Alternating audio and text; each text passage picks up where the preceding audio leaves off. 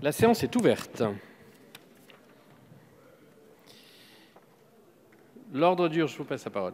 L'ordre du jour appelle la suite du projet de loi organique relatif au système universel de retraite.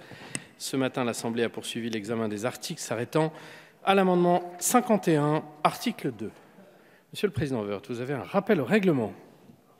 Sur la base de l'article 65.1. Juste pour la pause de déjeuner a sans doute permis aux uns et aux autres d'y réfléchir. Nous réitérons notre demande d'un vote solennel. C'est-à-dire que nous puissions voter, que chaque député puisse voter calmement sur l'ensemble du texte. C'est le seul texte, au fond, concernant les retraites qui aurait été voté par l'Assemblée nationale dans son ensemble.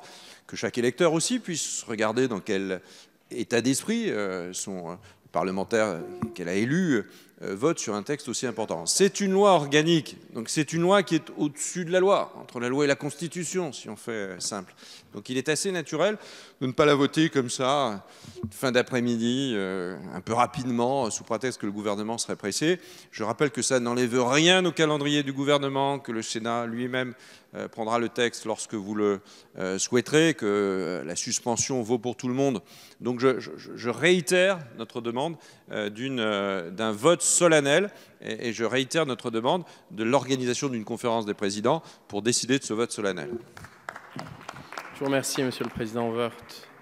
Sur le même sujet ou allez-y, Monsieur le Président. Merci, Monsieur le Président. Rapidement, je suis également demandeur, Monsieur le Président, Monsieur le Ministre, Messieurs les ministres, d'un vote solennel. Alors j'entends bien l'argument du président de l'Assemblée nationale qui nous explique qu'en conférence des présidents, la demande n'a pas été faite. Mais je rappelle que ce n'était pas une conférence des présidents classique, c'était un bureau de l'Assemblée qui avait été convoqué de manière à ce que l'on puisse parler des mesures qui avaient été prises dans le cadre du coronavirus. Je crois que c'est important, comme l'a dit Eric Woerth à l'instant, ce que l'on soit capable à un moment ou à un autre d'avoir un vote solennel. Chacun, comme ça, ne se cachera pas, pourra dire franchement lors de un vote où toute l'Assemblée est rassemblée. Et pardonnez-moi, nous sommes peu nombreux aujourd'hui alors que nous avons été très nombreux depuis longtemps. Quelle image donnerons-nous si on voit, les médias ne retiendront que ça, le fait qu'un hémicycle quasiment vide a voté cette loi organique. Monsieur le ministre, moi je crois vraiment que c'est un point essentiel, que l'on puisse faire en sorte que les parlementaires qui sont toujours là, qui ont été solides dans la discussion depuis le début, qui l'ont voulu, je crois que nous l'avons rappelé à plusieurs reprises, puissent à un moment ou à un autre affirmer par leur présence et leur vote leur intention sur ce texte. Je vous remercie. Je vous remercie, Monsieur le Président Vigier. J'aimerais vous rappeler, Monsieur le Président Vigier. Monsieur le Président Vigier. Monsieur le Président Vigier. Je voulais vous répondre simplement sur un élément. Pour avoir été à la fois au bureau et à la fois à la conférence de présidents, c'est bien évidemment la conférence des présidents et aucunement le bureau qui traitait uniquement du coronavirus qui a traité ce sujet. Donc le sujet de la conférence des présidents a été traité dans cette instance comme il se doit. Donc je pense que ça a été largement répondu ce matin, donc ce n'est pas la peine que j'épilogue. La conférence des présidents est compétente, elle a pris sa décision en bonne et due forme. Personne à ce moment-là ne s'est exprimé sur le sujet. Et en tout cas, je sais que le président a été alerté et il suit nos débats avec attention. Donc s'il choisit de convoquer quoi que ce soit, il le fera de son fait. Mais il n'y a pas lieu d'épiloguer sur le sujet. En tout cas, ça a été abordé ce matin. Je réitère ce que vous a dit mon collègue Hugues ce matin. Mais en tout cas, ce n'est pas de notre compétence que d'appeler une conférence des présidents. Voilà. Donc pour rester dans notre compétence, en revanche, restons dans notre compétence, sans transition avec M. Vigier, pour défendre l'amendement 51. Oui, merci, Monsieur le Président. Sur cet amendement, d'ailleurs c'est un amendement miroir avec celui que j'avais déposé sur l'article 1, il concerne, comme chacun le sait, le fait que nous souhaitions que justement cette vision de l'équilibre, et on puisse l'observer sur 9 années et non 4 années. Chacun sait qu'en se plaçant dans un cycle de 5 années, on est sur un mécanisme qui a toujours tendance à être procyclique. Et on sait très bien qu'aussi dans cette réforme, Madame la rapporteure, il y a l'aspect confiance et une crise financière, une crise économique, une crise violente qui fait qu'il y a moins de recettes fiscales, peut être entraînée naturellement, et c'est une baisse des ressources et par là même pourrait engendrer un certain nombre d'ajustements qui impactent en direct naturellement le fonds des réserves de retraite. Donc ça me paraît essentiel que l'on soit capable, d'ailleurs, le collègue Mattei qui était là la semaine dernière le disait en proposant même une étape intermédiaire à cette année, que l'on ne s'enferre pas dans une durée de 5 ans et qui nous paraissait plus judicieux que le chiffre de 9 années remplace celui de 5, de manière à ce que l'on puisse avoir sur un cycle long, correspondant plus au cycle économique, cette vision de la règle d'or à laquelle j'ai toujours été attaché. Ce n'est pas pour autant qu'il y ait des dérives financières qui s'opéreraient, mais plutôt qu'elles seraient, me semble-t-il, plus à la crête des choses et permettraient certainement de rassurer sur le fait qu'il risque d'y avoir des ajustements financiers à la clé sur des cycles trop courts. Je vous remercie. Je vous remercie, Monsieur le Président. Amendement identique, le 669 est-il défendu? Je ne crois pas. Le 669 n'est pas défendu. Le 1557, c'est vous qui le défendez? Qui le défend, le 1557? 1557, Monsieur Houllier, premier signataire. Pas défendu. Nous passons donc au 699. Ne me semble pas défendu non plus. Donc, dans cette discussion commune, quel est l'avis de Madame la rapporteure? Merci, Monsieur le Président. Monsieur le Président Vigier, je suis d'accord avec vous, la confiance est importante, mais je crois que la responsabilité politique l'est tout autant.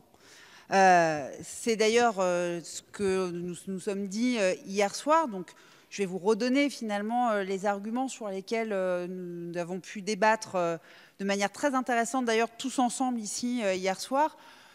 D'abord, il y a une sorte d'effet miroir. Madame Dalloz l'avait très justement fait remarquer.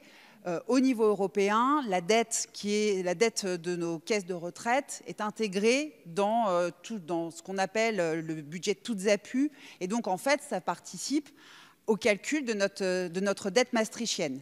Donc, il nous semble intéressant et important d'avoir en cette matière une sorte de durée miroir par rapport, enfin, de cette vision de la branche vieillesse du PLFSS avec la loi de programmation de finances que nous votons sur 5 ans également. La deuxième chose, c'est que cette règle d'or qui instaure, donc vous l'avez dit, non seulement un lissage sur 5 ans, mais également un taux d'endettement maximum qui nous amènerait à un maximum d'endettement à 10 milliards, elle prévoit aussi que ce taux d'endettement, il ne soit pas relégué et que tous les efforts ne soient pas relégués sur les 2 dernières années, ce qui me semble en matière de décision politique également quelque chose de très important. Or, nous avons des mandats de 5 ans et je crois que cette symétrie finalement dans la durée, elle compte aussi puisque nous allons, nous l'avons dit longuement ce matin, avoir un système universel de retraite qui va être géré par des partenaires sociaux, qui vont nous faire des propositions, mais en dernier ressort, c'est bien également le pouvoir et la décision politique qui vont s'imposer et qui vont avoir toute leur force. Et je crois que, comme vous le disiez, en cas de crise, il est important que les responsables politiques qui seront à ce moment-là au pouvoir aient besoin et aient à prendre toutes les décisions nécessaires pour ne pas laisser s'enfoncer le système de retraite universel que nous sommes en train de créer. Donc pour ces raisons, nous resterons sur l'idée des 1 année en cours plus 4 en prospective glissante, donc sur 5 années. Et donc c'est une demande de retrait ou un avis défavorable. Qu'en pensez-vous, Monsieur le Ministre? Monsieur le Président, Mesdames, Messieurs les députés, Monsieur le Président Vigier, bon, on avait effectivement débattu hier sur une série d'amendements qui ressemblaient fortement à celui-là, mais je voulais aussi aujourd'hui donner aussi un peu de reflet au travail que vous avez fait en la matière en nous interrogeant sur la possibilité de glisser de 5 à 10 ans. Il y a deux dimensions. La première, enfin, ça a été assez bien rappelé par la rapporteure, mais redisons les choses. Il y a cette actualisation avec une projection à 40 ans, actualisation tous les 5 ans, et puis à l'intérieur de cette actualisation tous les 5 ans, un glissant tous les ans avec un échange dans le cadre du projet de loi de financement de la sécurité sociale. Je l'ai dit hier et je le redis bien volontiers, on sera attentif aussi aux propositions que pourrait faire la conférence d'équilibre et de financement sur le sujet. Vous savez que ça a du sens pour nous et notre projet de loi vise à articuler pour l'instant les séquences de 5 ans et de 40 ans au travers de ce qui a été expliqué par la rapporteure. Maintenant, s'il y a d'autres propositions qui nous viennent de la part des partenaires sociaux. Nous l'étudierons, sachant qu'au final, évidemment, le législateur que vous êtes, Monsieur le Président, se retrouvera quand même avec le sujet tous les ans dans le projet de loi de financement de la sécurité sociale. Donc, je vous inviterai à le retirer, parce que vous savez ma conviction, mais à défaut, j'aurai un avis défavorable, Monsieur le Président. Merci. Monsieur Castellani, puis Monsieur Cazeneuve. Merci, Monsieur le Président. Un mot pour soutenir l'amendement de notre collègue Vigier et de ceux qui vont dans le même sens. Écoutez, nous sommes face à une loi qui est multiforme, qui soulève des oppositions, on le sait, qui soulève des inquiétudes des agriculteurs, des enseignants, des avocats et d'autres, qui soulève l'opposition de gens qui s'estiment spoliés d'une gestion vertueuse de leur système de retraite. Tout ça, nous le savons. Mais il y a au moins un point sur lequel nous pouvons être d'accord, c'est qu'il s'agit d'assurer l'équilibre long terme de ce système de retraite. Donc, on sait d'ailleurs que c'est un équilibre qui est menacé par l'évolution démographique, qui est menacé aussi, c'est embêtant de le dire, mais par les aléas de la conjoncture, qui peut modifier l'équilibre interne entre ceux qui souscrivent à ce système et puis les autres qui en dépendent. La raison de plus pour gérer sur le long terme, il faut sortir d'une gestion conjoncturelle des choses. Il faut voir les choses de plus haut.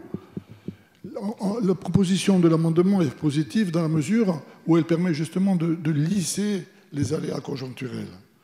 Donc c'est une chose que le gouvernement peut comprendre, peut admettre, je suppose. Je vous remercie. Monsieur Cazeneuve. Merci, Monsieur le Président. J'espère que le Président Vigier m'en voudra pas de ne pas répondre directement à cet amendement, mais plutôt de rebondir sur son rappel au règlement. D'abord, je voudrais remercier sincèrement les groupes et les députés des oppositions qui sont là. Comme vous le savez, nous sommes attachés au débat depuis les débuts et nous regrettons la position des oppositions qui ont, pour la loi ordinaire, eu une attitude d'obstruction que personne ne peut contester, qui aujourd'hui ont une politique de la chaise vide qui amène dans les deux cas à un débat volé, à un débat non structuré et non constructif. Et donc nous regrettons évidemment cette position. Sur le vote, je voudrais dire simplement deux choses. C'est que nous n'avons absolument rien à cacher et je crois que quand on fera le compte du nombre de scrutins publics qu'il y a eu sur cette loi et sur la loi précédente, on va arriver à des records de 300, 400 scrutins publics. Nous n'avons rien à cacher et ces scrutins publics montrent extrêmement clairement que notre majorité est sur le sujet extrêmement solidaire et que vous pourrez voir au travers de ces scrutins publics qu'elle est extrêmement consistante, soudée autour de ce projet. Donc nous n'avons absolument rien à cacher et notre volonté de terminer, et nous sommes prêts à le faire jusqu'à dimanche, est toujours aussi forte. Merci beaucoup. Je vous remercie. Nous pouvons donc passer au vote. Nous passons donc au vote, d'une part sur les amendements identiques qui ont reçu un double avis défavorable, 51 identiques, qui est pour, qui est contre, qui sont rejetés, et le 699 n'avait pas été défendu, donc voilà. Nous passons aux amendements identiques 34. Madame Ménard, vous avez la parole. Il est défendu, je vous remercie. Le 18-13, il est défendu, merci Madame Dalloz. Avis du rapporteur. Oui, quand ils sont que défendus, vous pouvez aller droit au but. Juste pour rappeler quand même qu'il s'agit d'avoir en annexe la situation patrimoniale des régimes complémentaires. Donc c'est une information de plus pour notre Assemblée. Je crois qu'elle est utile, donc ce sera défavorable. Je vous remercie Madame la rapporteure. Monsieur le ministre. Oui, merci Monsieur le Président. J'ai la même vision que Madame la rapporteure. C'est une information utile, donc avis défavorable. Je vous remercie. Pas de prise de parole. Nous passons au vote. Un double avis défavorable. 34 est identique. Qui est pour, qui est contre. Ils sont rejetés. Nous passons au 35 est identique. Madame Ménard. Défendu. Je vous remercie. 18-14 également. Madame Dalloz. Je vous remercie. Avis défavorable. Oui, Monsieur le Président. Avis défavorable. Je vous remercie. Du ministre aussi, je comprends. Merci, Monsieur le ministre. Donc, on vous propose de passer au vote. 35 est identique. Qui est pour, qui est contre.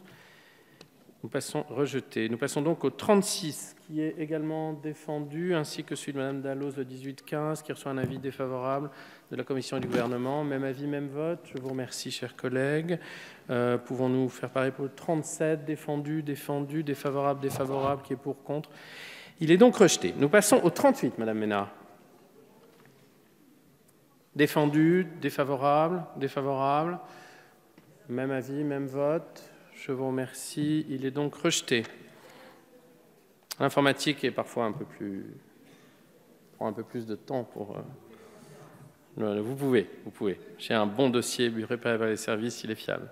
Alors, je suis saisi sur l'article 2 par le groupe de La République En Marche d'une demande de scrutin public que nous annonçons dans cette enceinte. Et nous passons aux 17 amendements identiques, 618 et identiques, qui me semblent non défendus. Le 39, Madame Ménard, défendu, avec un double avis défavorable de ce que je comprends.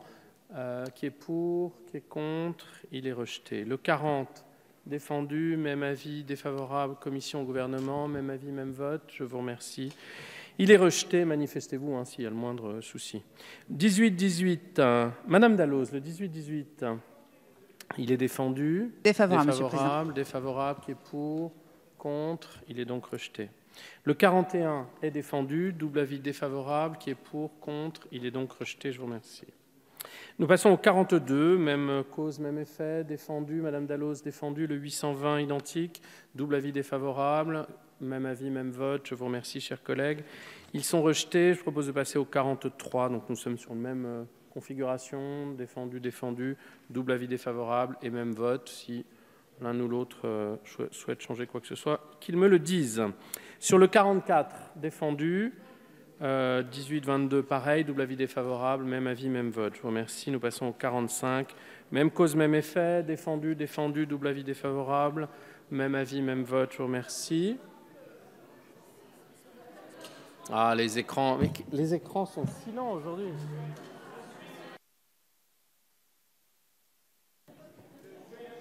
Je vais prendre un peu plus de temps alors. Nous passons au 46, qui est défendu. Le 18-24, qui est défendu, Madame Dalloz. Je vais juste dire un mot sur cet amendement donc, de mon collègue Hetzel pour réitérer le fait qu'on est convaincu que votre réforme aurait été beaucoup plus lisible, plus accessible, si vous n'aviez traité, dans le cadre de cette réforme des retraites, que la retraite de base. Et si vous aviez eu la volonté, le temps d'adaptation, de laisser encore les régimes complémentaires, les régimes supplémentaires, aller leur chemin tranquillement. Or, on a bien compris qu'il y avait un problème dans l'organisation de financement, puisque même si ces 130 milliards, vous avez l'air de dire on ne touchera pas, vous savez très bien, comme moi, que de 2025 à 2045, ils vont servir à compenser les trous dans la raquette au niveau du financement. Et la réalité est que c'est totalement injuste que tous les régimes complémentaires soient intégrés dans ce régime universel. Donc c'était l'objet aussi de cet amendement et c'est pour ça que je le défends avec conviction. Je vous remercie, Madame Dalloz. Madame la rapporteure, quel est votre avis? Il reste défavorable, Monsieur le Président. Je vous remercie, Monsieur le Ministre. Monsieur Petit, vous avez la parole. Oui, on est à un moment important du débat. Je crois qu'effectivement, ça prouve bien que notre réforme a comme souci de faire un régime universel. Ce que nous avons compris, vous ne voulez pas, vous voulez continuer à le plafonner. Ce que la gauche nous a reproché de ne pas faire, mais nous le faisons. Et ce n'est pas une mesure financière, une mesure d'équilibre, parce qu'effectivement, c'était beaucoup plus compliqué, mais c'est bien la volonté d'avoir tous les Français dans le même système et qui s'épaulent les uns les autres en cas de coup dur. Je vous remercie. Y a-t-il d'autres prises de parole? Non. Nous pouvons donc passer au vote, donc tranquillement, avec un écran parfaitement synchrone. Sur l'amendement 46 est identique, a reçu un double avis défavorable, qui est pour... Attendez, scrutin public, c'est sur l'article 2, ne courez pas. Ne courez pas. Je ne voudrais pas accélérer trop le rythme. Nous sommes donc... Non, on est au vote, voilà. Donc nous sommes au vote à main levée. Sur le 46 est identique, pour lequel Madame Ménard, voilà, plusieurs sont pour. Qui est contre? Ils sont donc rejetés, je vous remercie. Madame Ménard, le 47. Les trois suivants, donc le 47, le 12 et le 11 sont défendus. Quels sont vos avis? Ce sera un avis défavorable, Monsieur le Président. Défavorable, défavorable. Nous passons au vote. D'abord sur le 47, double avis défavorable qui est pour, qui est contre. Il est donc rejeté, même avis, même vote, j'imagine, sur le 12 et le 11. Je vous remercie. Nous passons au 66, qui qui ne me semble pas défendu. Donc les sous-amendements n'ont plus d'objet. Et nous pouvons passer à scrutin public. Je mets aux voix l'article 2 en procédant au scrutin et en vous priant de regagner vos places. Donc sur l'article 2, le scrutin est ouvert.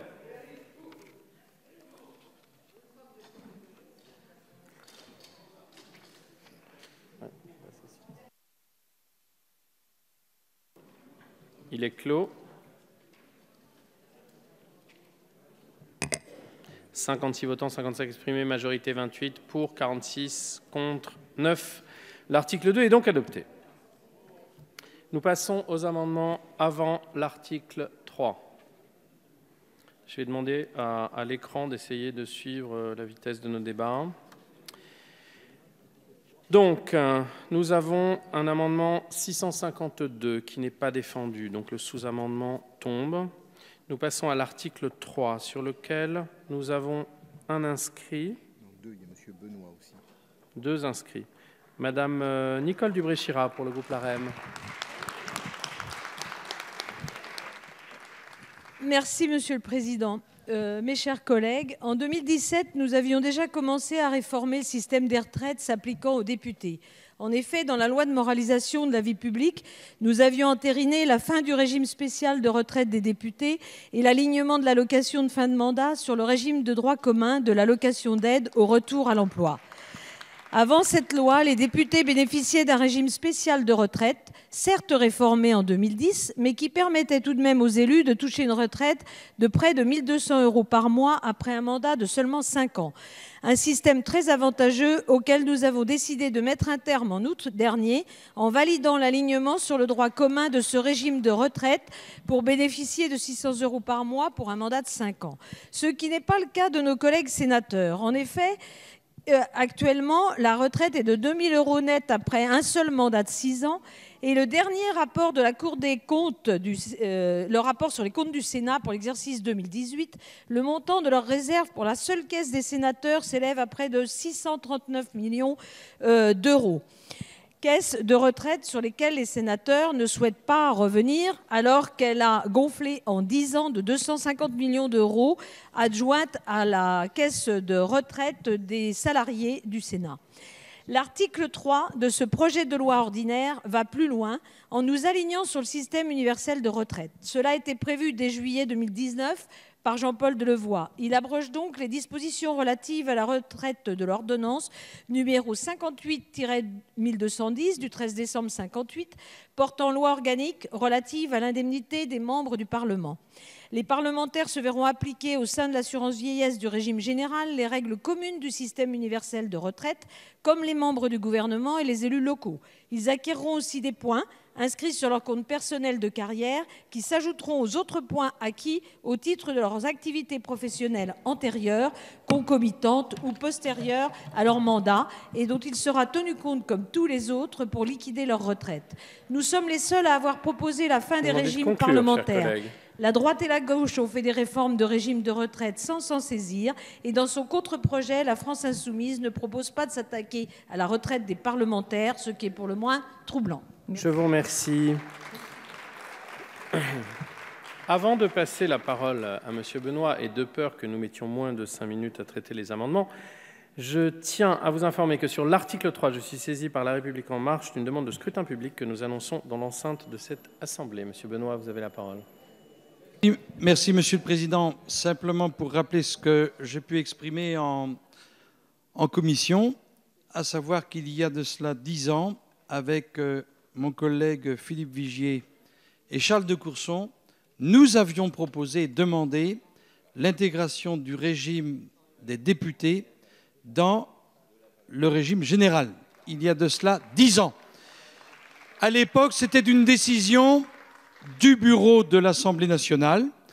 Nous avions formulé une première demande au président Accoyer et nous avons renouvelé, je regarde Philippe Vigier qui est ici présent, nous avions renouvelé cette demande en 2016.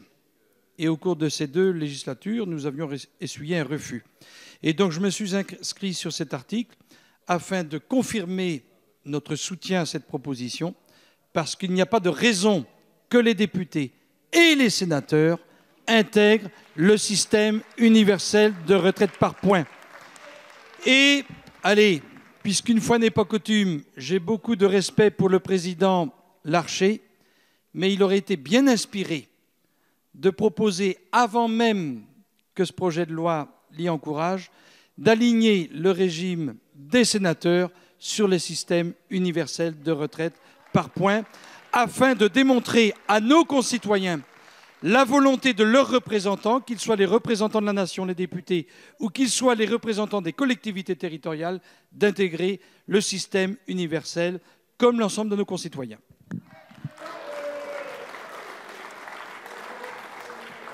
Je vous remercie, Monsieur Benoît. Je suis sûr que le président Larcher écoute avec attention nos débats. Monsieur le président Vigier, vous êtes le troisième intervenant. Non, je voudrais juste dire un petit mot, puisque Thierry Benoît a parlé du régime spécial des députés. Vous savez, en 2007, parler de ces questions-là n'était pas simple. Mais je vous rappelle que nous avons fait plus encore. Il y avait même la possibilité de ce qu'on appelle de double cotisation. C'est nous qui l'avons supprimé. Donc, je pense qu'il faut avoir beaucoup d'humilité, beaucoup de modestie, en disant que ce n'est pas avec ce texte que tout d'un coup les députés sont alignés sur les salariés de droit commun, que l'œuvre a été entreprise depuis de longues années et qu'aujourd'hui, on va un peu plus loin, mais j'aurai une proposition par voie d'amendement frappée du bon sens dont j'imagine que vous la soutiendrez. Nous pouvons donc, si vous en êtes d'accord, passer à l'examen des amendements sur l'article, en commençant par l'article 5, pardon, l'amendement 5. Madame Ménard, vous avez la parole. Merci, Monsieur le Président. J'avais déposé un amendement de suppression de cet article dans le cadre de l'étude globale de ce projet de loi organique. Tout simplement pour réitérer le fait que, dépourvu d'une étude d'impact sérieuse et complète, et vu le nombre d'ordonnances sur la loi ordinaire, je ne voulais pas cautionner un tel projet de réforme. Il se trouve que sur cet article, en particulier, je suis absolument d'accord avec ce qui est proposé. Je suis d'accord pour que, évidemment, les parlementaires réintègrent le système universel et donc je retire mon amendement. Je vous remercie, Monsieur le Président. Vous retirez votre amendement. Je vous remercie. Qu'en est-il de l'amendement identique? Il n'est pas défendu. Oui, voilà. Donc, nous pouvons passer au 67, qui fait l'objet de sous-amendements. Monsieur le Président Vigier. Merci, Monsieur le Président. Alors, eh bien, il y a les jeunes députés et les nouveaux députés. Si vous lisez l'amendement, selon que vous êtes né avant le 1er janvier 1975 ou après, ben vous restez sur l'ancien système, vous basculez sur le nouveau. Ben non. Faisons en sorte que tous les députés soient concernés. On peut être élu député à 60 ans pour la première fois, auquel cas on est un jeune député. On peut être élu pour député pour la première fois à 30 ans, auquel cas à 60 ans on est un vieux député. Comme la durée de vie moyenne, je vous dis ça, mes chers collègues, vous qui êtes arrivés nombreux, c'est 7 années et demie, quand on regarde un peu l'histoire de l'Assemblée nationale. Donc ça laisse de l'espoir pour certains. Ça veut dire en clair que, Monsieur le Président, Monsieur le Ministre, là franchement, c'est vraiment l'amendement du bon sens. Donc j'imagine que le bon sens, de façon transversale sur tous ces bancs, une nouvelle fois risque de l'emporter, ou alors j'en serais déçu. Je vous remercie. Nous avons un sous-amendement qui ne me semble pas défendu. Madame la rapporteure, quel est votre avis? Merci, Monsieur le Président. Monsieur Vigier, je tiens à répondre parce que je sais que Monsieur de Courson, pour qui j'ai la plus grande estime, attendait vraiment des réponses sur ce sujet et s'inquiétait d'ailleurs d'une possible inconstitutionnalité de cette borne d'âge. Bon, on sait évidemment qu'il n'en est rien puisque dans chaque système et dans chaque réforme, on met effectivement une borne d'âge, on commence à un moment et on embarque des générations. J'ai la chance de faire partie de la première embarquée en 75 et je ne voudrais surtout pas louper ça. Donc jusque-là, tout va bien. Juste peut-être pour vous rassurer, alors une première chose, on rentre dans la vie active et on rentre dans la vie de député effectivement à tout âge et d'ailleurs, à partir des prochaines élections, tout nouveau député rentrera dans le nouveau système de retraite. Là-dessus, n'ayez de crainte, ça va bien se passer comme ça. Et pour les autres, effectivement, il faut bien penser aussi que du coup, on ne va pas faire d'abord une carrière de médecin ou je ne sais pas, ou de garagiste, et puis un jour une carrière de député, ou en tout cas un mandat de député, dans lequel on oubliera tout ce qui s'est passé avant. Au contraire, notre système universel, il est là pour faire en sorte que tout ça soit dans un tout, que toute notre carrière, elle se passe de manière fluide et qu'on passe de son métier à un mandat, puis peut-être encore à un autre métier, de manière fluide, avec toujours ce système de points universel dans lequel finalement on n'aura pas à se demander si on est passé d'un régime à un autre. Donc je crois que c'est le sens en fait de notre réforme tout entière, et notamment ce que nous portons pour les députés, et je suis d'accord avec vous aussi, et je tenais à le souligner, et on le sait bien tous ici, quand on est arrivé, on a vu l'étendue déjà de ce qui avait été fait avant nous. Et on l'a salué concrètement. On n'est pas arrivé et on n'a pas tout inventé, mais on est en train de faire un pas supplémentaire, tout simplement parce que ce nouveau système universel, on y croit, et qu'on croit aussi à l'exemplarité. Donc on a envie de démontrer aux Français qui ont besoin de confiance, vous l'avez dit tout à l'heure, qu'ils peuvent faire confiance à ce système, que nous, on lui fait confiance et qu'on veut rentrer dedans. Donc ce sera défavorable sur cet amendement. Je vous remercie. Monsieur le ministre. Oui, même avis que Madame la rapporteure. Même avis. Monsieur Carrez. Je voudrais poser une question à Madame la rapporteure parce que je n'ai pas très bien compris sa réponse. Un député, enfin, qui n'est pas aujourd'hui, qui serait né entre 1975 et 2004 et qui deviendrait député en 2022, on lui applique bien entendu le droit commun. C'est-à-dire que pour la carrière qu'il a eue avant, c'est le système actuel, mais pour les 3 années qui le sépareront de 2025, c'est encore le système actuel. Voilà, c'est ça que je voudrais que vous précisiez. Donc, de ce point de vue, il y a une différence par rapport au régime général. Est-ce que vous avez regardé s'il n'y a pas un risque de rupture d'égalité? Parce que... Madame la rapporteure, vous souhaitiez intervenir. Merci, Monsieur le Président. Je tiens à répondre à Monsieur Carrez. C'est important. Non, il n'y a pas... Alors, concrètement, dès 2022, et c'était tout l'objet de ce que nous avons porté et de ce que nous avons voté en commission, dès 2022, tout nouveau député va rentrer dans le nouveau système universel de retraite. Très concrètement. Donc, on sera dans ce régime-là. Même né avant 1975. Même né avant 1975. Il n'y a pas de rupture d'égalité concrètement. Et donc, il y a une continuité, effectivement, des droits qui va s'appliquer. Mais un nouveau député, quel que soit son âge, parce qu'il rentre aussi parce qu'il rentre effectivement à l'Assemblée nationale, il va rentrer dans le nouveau système universel dès 2022. Bien. Je propose de passer au vote. Je vous propose de passer donc au vote.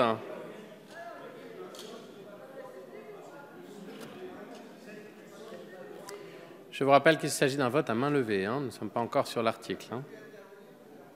Pardon ? Écoutez, dans un immense élan de générosité, je peux vous laisser intervenir, Monsieur Le Fur, si vous souhaitiez, parce que le débat est important.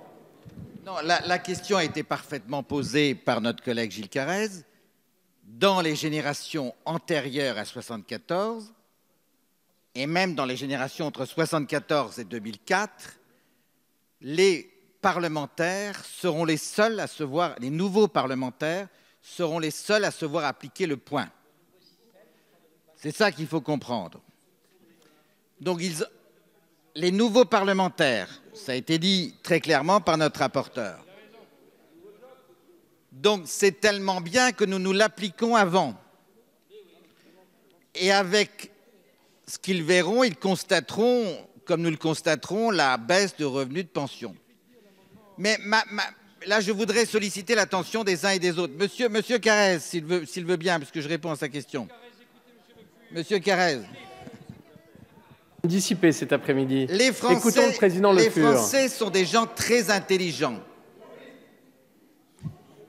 Ils vont comprendre une chose. Ils vont se dire,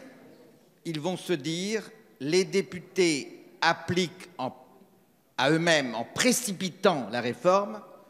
Donc demain, à une quelconque occasion, ils précipiteront la réforme pour le français moyen. C'est ça la conséquence. Ils sont parfaitement intelligents, les Français. Ils savent ce qui... Oui,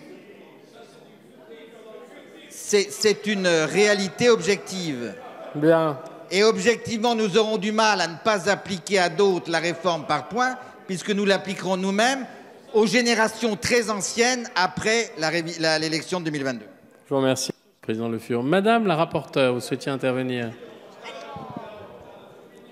Promis, dernière intervention. Merci, Monsieur le Président. Mais parce que je crois que c'est important. Encore une fois, notre objectif, concrètement, c'est de montrer effectivement qu'on croit dans ce système et qu'il est tellement bien qu'on veut y aller vite. Et Madame Dalloz a raison de nous dire on est presque des privilégiés. Ce que je veux vous redire, c'est que pourquoi est-ce qu'on le fait dès 2022? Parce que 2022, c'est aussi une année d'élection. Concrètement, cette Assemblée pourrait être totalement renouvelée, c'est imaginable, hein, demain, donc en 2022. Et donc, très concrètement, si on faisait rentrer des gens, si on faisait rentrer des gens dans ce système pour seulement 3 ans, ça n'aurait pas beaucoup de sens. Et de plus, permettez-moi juste d'être un peu taquine, mais pour vous qui nous demandiez d'aller plus vite, toujours plus vite, pour éteindre les régimes spéciaux, je suis un peu surprise quand même que vous ne vouliez pas nous suivre sur ce point-là. Bien. Nous sommes donc éclairés. Non, s'il vous plaît, on va pas rebondir sur la réponse. On a déjà fait 2 jeux d'intervention. Donc nous sommes largement éclairés pour pouvoir voter. Pour pouvoir voter, je vous rappelle, à main levée, sur l'amendement 67 et identique, qui a reçu un double avis défavorable de la Commission et du Gouvernement. Qui est pour? Qui est contre? Ils sont donc rejetés. Le 1563 est rédactionnel. Monsieur le rapporteur, Madame la rapporteure, pardon. Il est rédactionnel. Voilà, donc rédactionnel de Monsieur Gouffier-Cha. Avis favorable, qui est pour, contre, il est adopté. Le sous-amendement était tombé, vous l'aviez noté. Nous passons au 1562, amendement de coordination. Alors, attendez, amendement de coordination oui, défendu par monsieur... C'est moi qui vais le défendre, si c'est possible, pour monsieur Véran. Oula, vous posez une question. Non. Soyons stricts sur la défense, peut-être. Relève de monsieur Gouffier-Cha. Je suis désolé, madame la rapporteure, parce que sinon, on serait dans un problème, c'est nominatif. Donc, on ne pourrait pas prendre une liberté comme celle-là. Vu les changements que nous avons connus. Un amendement qui a été défendu à la Commission et adopté par la Commission. Il s'agit de préciser que, comme le reste des nouveaux entrants en 2022, ce sont les cotisations de droit commun des salariés qui s'appliqueront aux parlementaires, ce que prévoit aussi l'article 63. Madame la rapporteure, vous êtes bienvenue si vous souhaitez intervenir. C'était juste un avis favorable de la Commission de ce point de vue-là, puisqu'il a été voté en Commission. Je vous remercie, Monsieur le Ministre. Même avis, Monsieur le Président, que la rapporteure sur cet amendement adopté en commission. Je vous remercie. Pas de prise de parole. Qui est pour? Qui est contre? Il est donc adopté. Nous pouvons passer au vote à scrutin public. Sur l'article 3, en vous priant de bien vouloir regagner vos places. Sur l'article 3, le scrutin est ouvert. Merci beaucoup. Le scrutin est ouvert. Il est clos.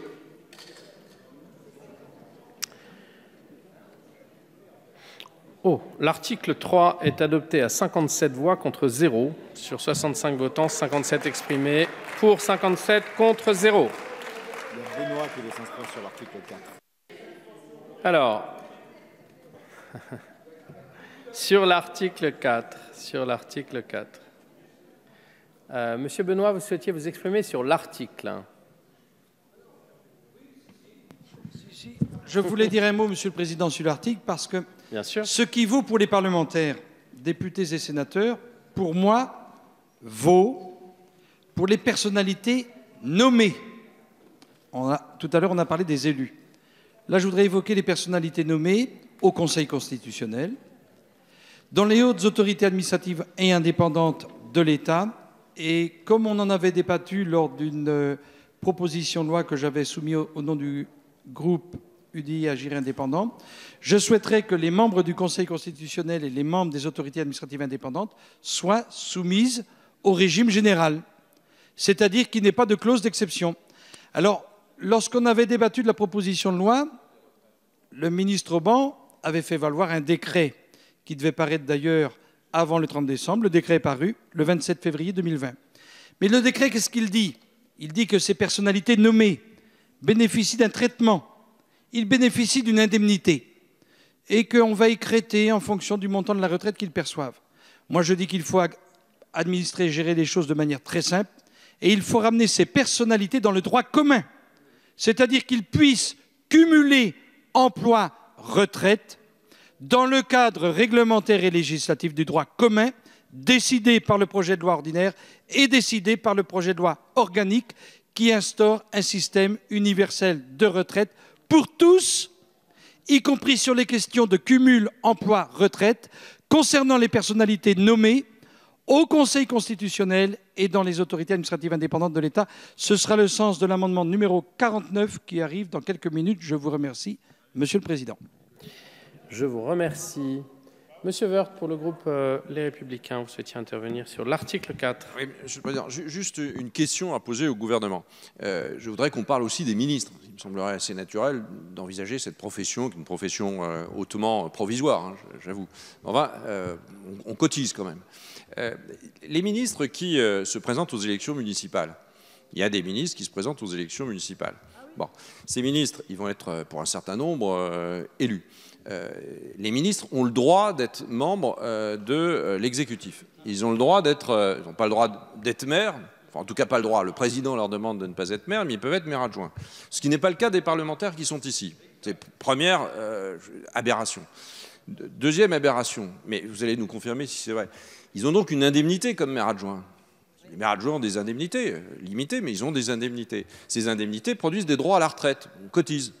Alors, les ministres vont-ils cumuler leur métier de ministre et les émoluments de ministre offrant droit à la retraite avec des indemnités d'élus offrant droit à la retraite?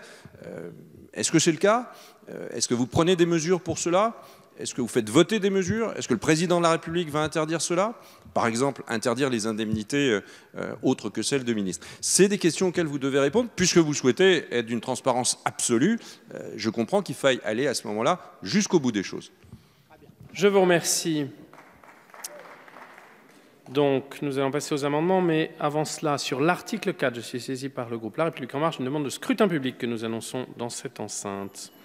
Nous passons aux amendements, commençant par un amendement plutôt par 17 amendements identiques de suppression qui ne sont pas défendus. C'était le 809 et identique.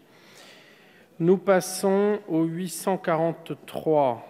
17 amendements identiques qui ne me semblent pas défendus non plus. Et donc les sous-amendements tombent. Nous passons au 49, Monsieur Benoît, que vous nous aviez annoncé. Je croyais qu'il y avait un scrutin public sur le 49, Monsieur le Président. Je n'ai pas eu d'informations sur le sujet. Non, nous n'avons pas été saisis de demande de scrutin public.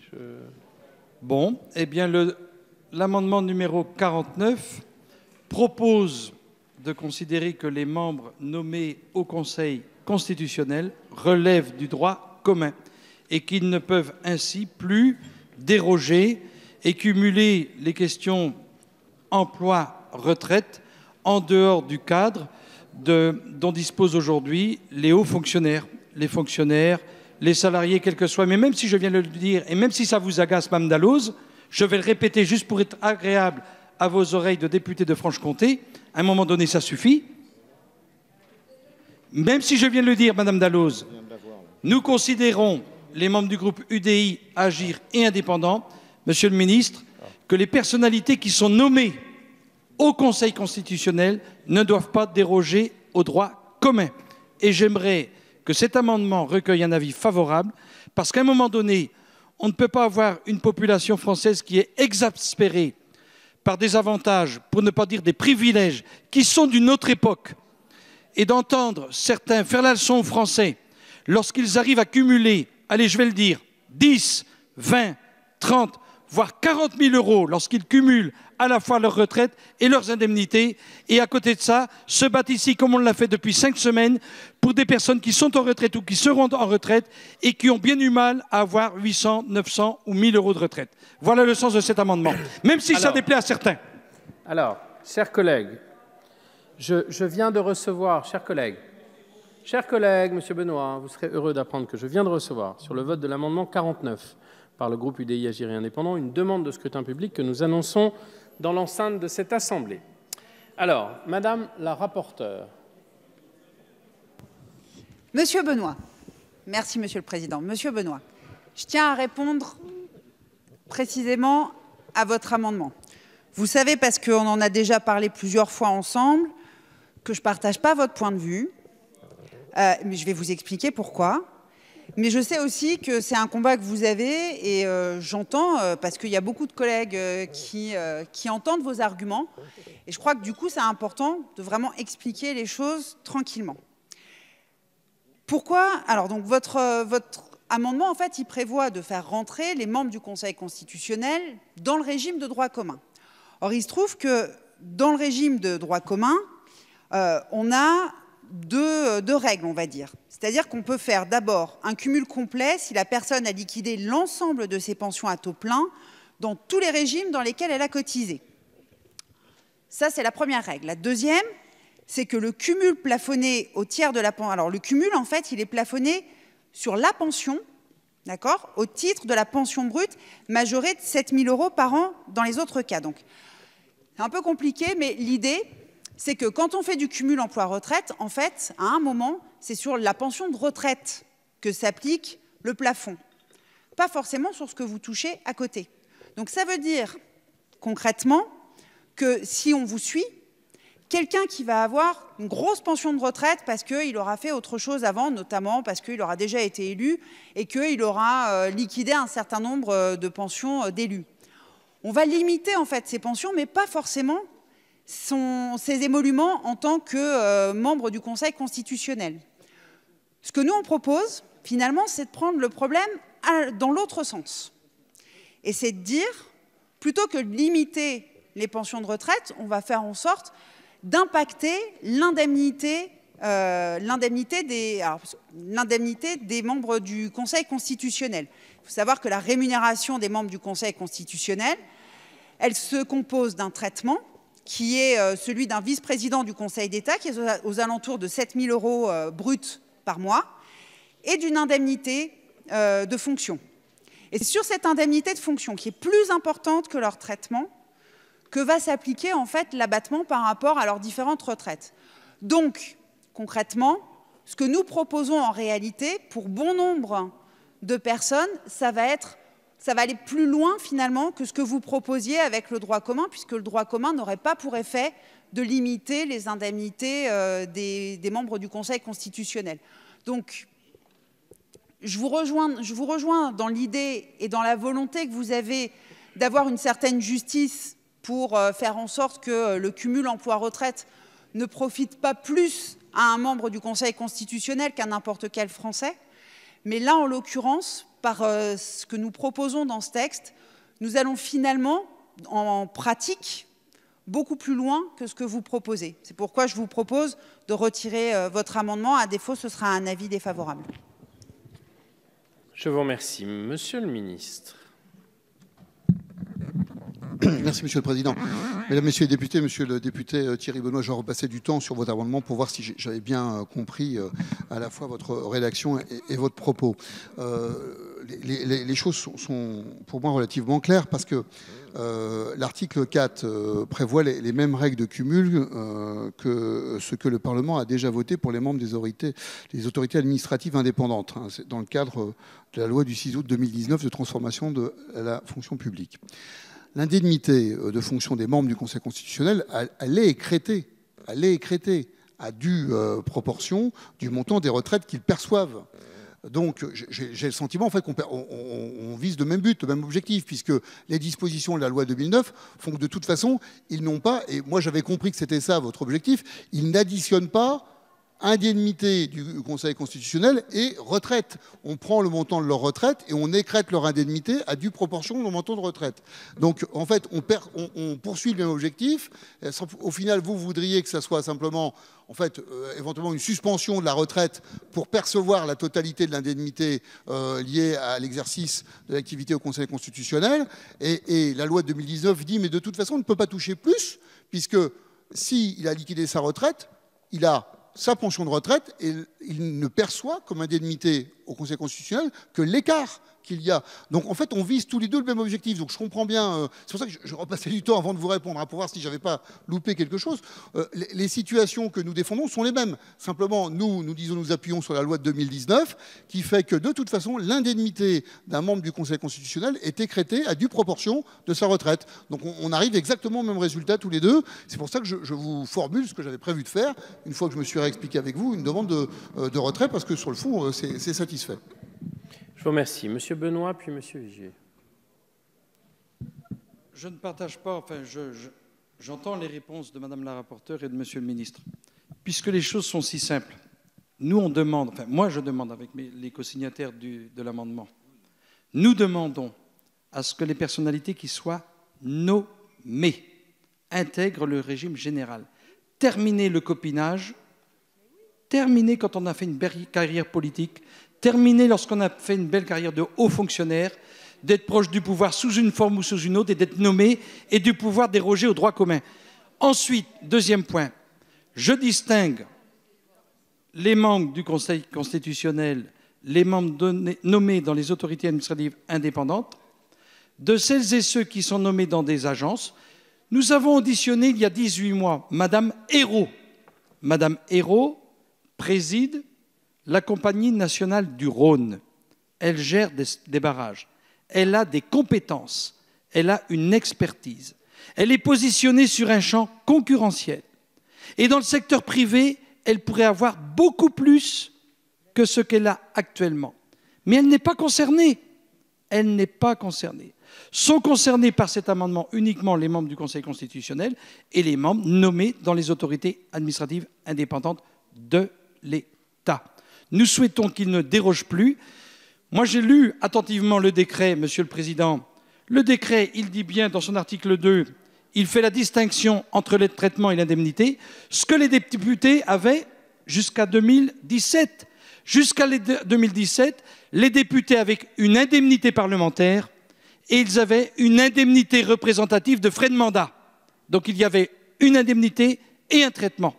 Aujourd'hui, il y a un embrouillamini dans les explications qui sont les vôtres, en disant « mais vous comprenez, on les écrête sur l'indemnité et compagnie ». Les choses sont simples. Moi, je veux ramener ces personnalités qui ont eu un joli parcours et qui est ce parcours, nous le respectons. Et leur expertise fait qu'ils sont nommés.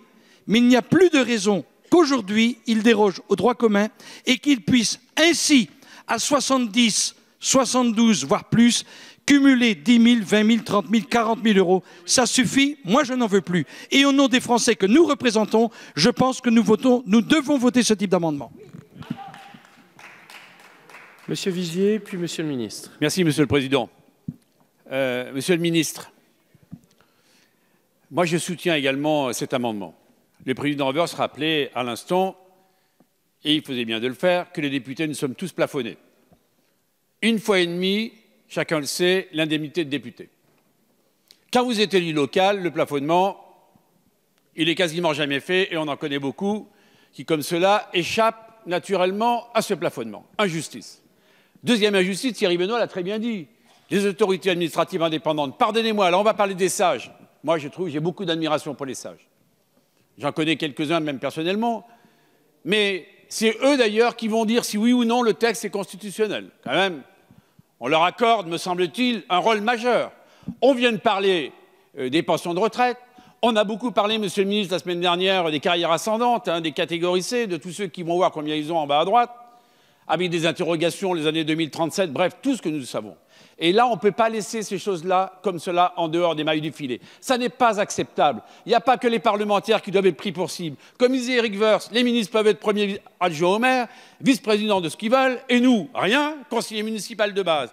Et nous, en plus, au millimètre carré, tout doit être sur la table. Eh bien, moi, une fois de plus, je dis qu'à plus de 70 ans, 75 ans, 80 ans pour certains, ils arrivent à 25 000, 30 000, 35 000 euros par mois. C'est indécent quand il y a des gens pour lesquels on va se battre qui vont avoir 800 euros. On le sait tous. Là, c'est encore œuvre de salut public. Monsieur le ministre, vous devez être au rendez-vous.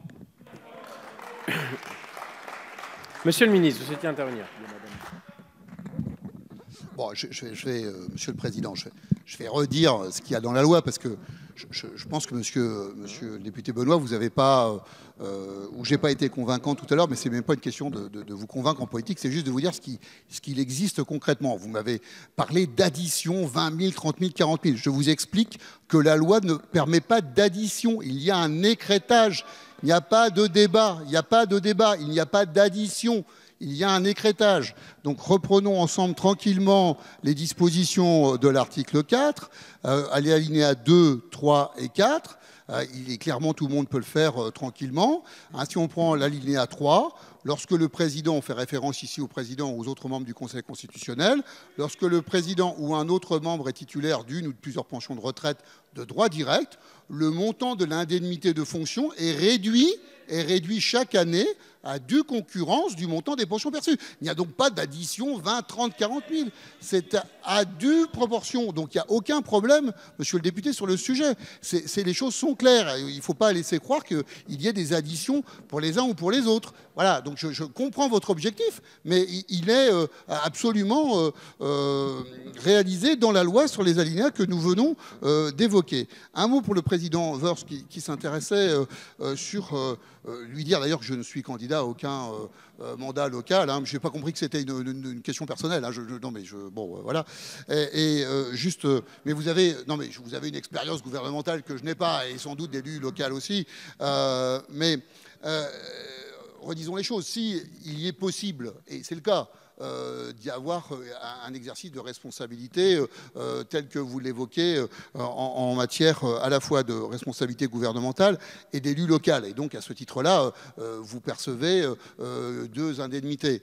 Il est donc logique, si vous cotisez 2 fois, que vous ayez des droits constitués. La question, ce n'est pas celle des retraites, en fait, que vous posez, Monsieur le Président Woerth, c'est celle de est-ce qu'il est compatible ou logique d'être à la fois élu local et en responsabilité au gouvernement. C'est ça, sur le fond, votre question. Moi, je vous réponds sur les retraites. Et sur les retraites, je vous répondrai pour les membres du gouvernement comme pour tout autre Français, dans la mesure où vous avez 2 sources de cotisation. Il est logique que vous fassiez des points dans les 2 cas. Voilà, pour ce qui est de la réponse que je voulais apporter sur le fond au député Thierry Benoît. Le rassurer sur l'objectif, parce que je vois qu'il a de la véhémence et que je sais que c'est lié à une conviction forte. Et à la fois lui dire qu'on poursuit le même objectif et qu'on y va ensemble. Enfin, c'est ça. Voilà, je ne sais pas si je vous ai convaincu de retirer l'amendement, mais en tout cas, je veux vous rassurer sur les montants qui sont perçus par les uns et par les autres. Bien, je vais laisser vivre ce débat avec 3 prises de parole, donc 1 par groupe maximum. Hein. Comme tous les groupes ne sont pas présents, ça ira plus vite que 8. Madame Fabre. Oui, en fait, puis Madame Oconi, puis le président Woerth. C'est juste pour demander une suspension de séance, s'il vous plaît. Je vous remercie. Donc, 10 minutes 5 minutes. Séance est suspendue pour 5 minutes.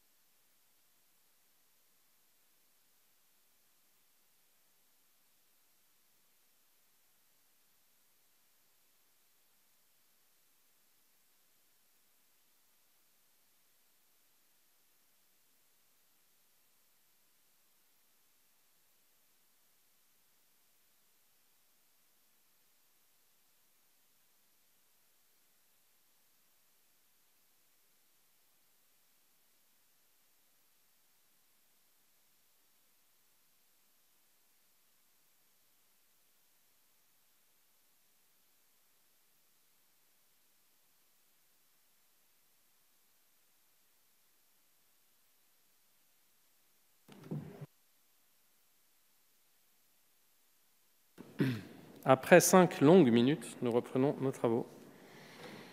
Nous avons plusieurs interventions, donc j'avais décidé de reprendre un tour de parole. Donc Madame Fabre, Madame Oconi, Monsieur Woerth, et nous verrons si d'autres groupes souhaitent s'exprimer. Ah d'accord, il n'y avait pas de demande de prise de parole. Très bien, donc Madame Oconi. Merci, Monsieur le Président, Messieurs les ministres, Madame la rapporteure. Moi, je souhaite intervenir pour soutenir l'amendement de mon collègue Thierry Benoît parce que c'est un amendement de bon sens. Vouloir faire entrer le Conseil constitutionnel au sein du régime de droit commun, du cumul emploi-retraite, ne devrait pas faire entre nous débat. Objectivement, le régime instauré par ce projet de loi est en réalité une sorte de régime dérogatoire pour le Conseil constitutionnel. Si cette disposition constitue une première étape, et vous l'avez dit, vers un encadrement du cumul, elle demeurerait partielle dans la mesure où elle ne s'appliquerait qu'à une seule part indemnitaire et non au montant du traitement versé aux membres du Conseil constitutionnel. Il y a dans leur rémunération 2 blocs, le bloc du traitement et le bloc des indemnités. Or, ils ne sont écrêtés uniquement que sur la part indemnitaire, et vous le savez très bien. Et si les membres du Conseil constitutionnel ne sont pas forcément favorables à cet amendement, c'est qu'il y a une raison. Moi, je ne trouve aucune justification légitime au fait que les membres du Conseil constitutionnel puissent bénéficier d'un régime plus avantageux que le reste des Français. Et c'est pourquoi je crois que l'amendement de mon collègue Thierry Benoît est un amendement de bon sens qui permettra enfin une équité de traitement, y compris pour le Conseil et les membres du Conseil constitutionnel. Je vous remercie. Monsieur le Président Woerth, vous souhaitiez intervenir. Oui, Monsieur le Président. Monsieur le Ministre, puisqu'on a dit les choses, vous voulez que les choses soient claires, alors il faut vraiment qu'elles le soient. Et ça doit être le cas, j'y reviens, pour les membres du gouvernement. Lorsque je me suis occupé de cela, les ministres, lorsqu'ils étaient parlementaires, qu'ils abandonnaient leur mandat de parlementaire, qu'ils se mettaient entre deux, ils pouvaient continuer à cotiser ici, à l'Assemblée nationale. Nous y avons mis fin. Il me semblerait naturel que la loi, et si ce n'est pas la loi, que le président de la République, chef d'équipe, décide que les ministres ne peuvent pas cumuler une indemnité de ministre, bien naturelle, avec une indemnité liée à un poste d'exécutif dans une collectivité locale. La même chose que les parlementaires, ni plus ni moins. Si vous ne pouvez pas faire quelque chose pour la retraite, qu'il n'y ait pas de cumul de retraite, alors qu'il n'y ait pas de cumul d'indemnité. Dans ce cas-là, il n'y aura pas de cumul de retraite. Ça pourrait être quelque chose de simple et de tout à fait emblématique. Il me semble, je me trompe peut-être, il me semble que le président de la République a dit à un moment donné qu'il ne percevrait pas de retraite sur les émoluments dont il bénéficie comme président. Honnêtement, je ne le comprends pas. Il a le droit à des émoluments, heureusement, et il a le droit de percevoir une retraite sur ces émoluments. Mais enfin, c'est son choix. Donc je pense que les membres du gouvernement ne devraient pas être en capacité de cumuler une indemnité au gouvernement et une indemnité dans une collectivité locale. Comme ça, on aura réglé le problème de la retraite. Monsieur Duverger, vous avez la parole. Merci, Monsieur le Président. Le groupe Modem et Apparentés va soutenir l'amendement de M. Thierry Benoît pour la raison suivante. Nous pensons que le gouvernement essaie de résoudre 2 problèmes à la fois. Un, le montant des rémunérations des membres du Conseil constitutionnel, et 2, le problème des retraites. Nous pensons qu'il faut se concentrer sur le problème de retraite et passer dans le régime général comme tout le monde. Et ensuite, plus tard, pourquoi pas en seconde lecture, on pourra regarder le problème de la limite des rémunérations des membres du Conseil constitutionnel.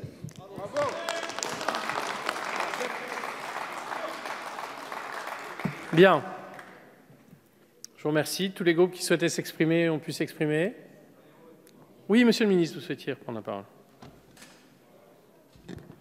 Oui, merci Monsieur le Président. Mesdames, Messieurs les députés, du coup j'écoutais ce débat avec intérêt. Et Madame Oconi, moi je veux bien que vous soyez vigilante sur certains points, je comprends, mais comment vous pouvez venir dire que les membres du Conseil constitutionnel auraient un régime dérogatoire, puisque dans l'article même sur lequel nous débattons, il est indiqué à l'alinéa 4, le président et les autres membres du Conseil constitutionnel sont affiliés à l'assurance vieillesse du régime général de sécurité sociale au titre du système universel. Donc il faut qu'on soit quand même extrêmement sérieux, parce qu'on donne le sentiment dans ce débat, non mais Madame la députée, vous pouvez faire non, c'est ce qui a écrit à l'alinéa 4. Donc on donne le sentiment, vous donnez le sentiment qu'il y aurait des dispositions qui seront spécifiques pour le Conseil constitutionnel. Moi je voudrais juste vous rappeler que l'ensemble des autorités administratives et indépendantes sont traitées de la même façon. Donc le CSA, la CNIL, la Haute Autorité de Santé, celle pour la transparence de la vie publique, la Haute Autorité de la concurrence, la Haute Autorité des marchés financiers. En fait, c'est exactement la même chose. On a l'impression qu'il y a une volonté de se dire il faudrait qu'on ait un regard particulier sur le Conseil constitutionnel par rapport à toutes les autres autorités administratives. Nous avons le même regard, la même exigence, il s'applique la même chose, c'est-à-dire qu'il y a un écrêtement. Cet écrêtement, vous avez souligné, elle est sur une partie de la rémunération, mais elle est réelle et totale. Il n'y a donc pas de cumul entre la retraite et la partie de la rémunération que vous avez évoquée. Et je vous confirme qu'il est écrit dans la loi, dans cet article 4, que l'intégralité des membres du constitutionnel, son président compris, sont bien intégrés dans le système universel de retraite. Il n'y a aucun débat. Bien, je vous remercie. Nous pouvons donc maintenant passer au vote. Je vous rappelle qu'il s'agit d'un scrutin public. Nous allons maintenant procéder au scrutin sur l'amendement 49, qui a reçu un double avis défavorable. Je vous prie de regagner vos places. Le scrutin est ouvert.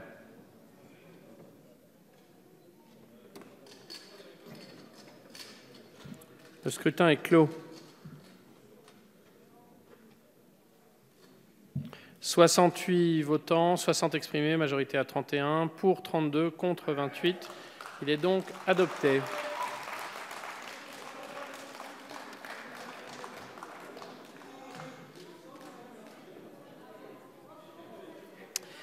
Je vous informe que sur l'amendement 68, je suis saisi par le groupe Liberté et Territoires d'une demande de scrutin public que nous annonçons. Le 689 est identique, n'est pas défendu. Le 707 est identique, n'est pas défendu. Nous passons à l'amendement 68. Qui le défend? Monsieur Benoît. Oui, je l'ai annoncé. J'ai annoncé le scrutin public, je vous rappelle, sur le 68, ainsi que tout à l'heure sur l'article 4. Monsieur le Président, c'est un amendement de Charles de Courson que j'ai l'honneur de défendre. Qui simplement, Monsieur le Ministre, on revient toujours sur la date du 1er janvier 1975. Je rappelle qu'il y a 9 membres du Conseil constitutionnel. Comment? Il n'y en a pas 9? Ah bon, j'ai cru. Non, mais la question que vous posiez, il n'y en a pas, mais tout peut arriver, ma chère collègue. Tout peut arriver. Et donc, le législateur doit tout prévoir. Et nous souhaitions commencer que le mandat de membre du Conseil constitutionnel dure 9 ans, après une nomination par le président, le Premier ministre, le président de l'Assemblée nationale ou le président du Sénat. Il était bien que l'on soit capable de répondre à tous les cas de figure qui pourraient être devant nous. Ça nous honorerait, là encore, non pas de créer un régime spécial particulier pour eux, mais de faire en sorte qu'ils soient tous traités de la même façon. Ça serait parfaitement dans la droite ligne de l'amendement que nous venons de voter avec beaucoup de bon sens, et bravo à tous les collègues. Madame la rapporteure. Merci, Monsieur le Président. Concrètement, j'oserais presque vous dire que puisque vous les avez fait rentrer dans le régime général, je ne vois même pas pourquoi est-ce qu'on changerait la date à partir de laquelle ça s'appliquerait, et en tout cas surtout pas la génération, puisque vous voulez qu'ils soient traités comme tout le monde et donc qu'ils puissent cumuler l'intégralité de leurs indemnités avec l'intégralité de leur retraite, puisque c'est ce qui va se passer maintenant. Eh bien, du coup, je ne vois pas de raison que ceux de la génération 75 ne soient pas concernés, donc ce sera un avis défavorable.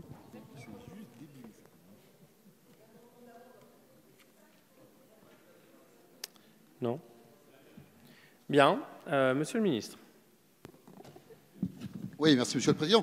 Monsieur le Président Vigier, je dois avouer que du coup je ne comprends pas trop la nature de votre amendement au regard de celui qui a été défendu tout à l'heure et que vous avez soutenu, puisque vous m'expliquiez tout à l'heure, alors excusez-moi, mais je cherche une forme de cohérence, hein, vous m'expliquiez tout à l'heure qu'il fallait appliquer des dispositions du coup qui vont permettre maintenant aux membres du Conseil constitutionnel de cumuler un emploi, une rémunération complète et une pension complète. Donc c'est ce qui a été voté. Voilà, donc je l'entends. C'était pas ce que le gouvernement défendait. Et d'ailleurs, je poserai la question pour les autres hautes autorités indépendantes, parce qu'effectivement, ça posera quand même un certain nombre de questions. Mais là, en matière, je ne vois pas comment vous pouvez défendre une spécificité sur ce sujet, alors que vous avez défendu autre chose tout à l'heure. Avis défavorable.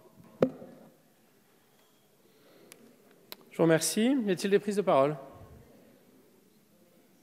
Y a-t-il des prises de parole? Non. Donc je vous propose... Pas de prise de parole? Si, Monsieur Vigier? Pardon?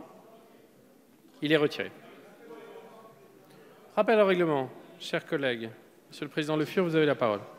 Oui, merci, monsieur. Sur les fondements de l'article 58, 127 de notre règlement, également sur le fondement de l'article 63 de notre Constitution.